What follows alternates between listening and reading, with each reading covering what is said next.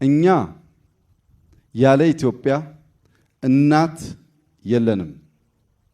ኢትዮጵያም ያለኛ ልጆች የላትም።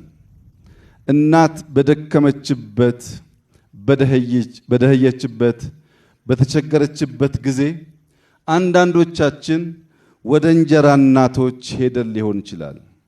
እንጀራ እናቶች 2-3 ያጎርሳሉ እንጂ እንደ እናት እስከ መጨረሻው አያዛልቁም፣ ይሰለቻሉ። ለዚህም ነው ብዙዎች ተመለሱ እየተባሉ ያሉት።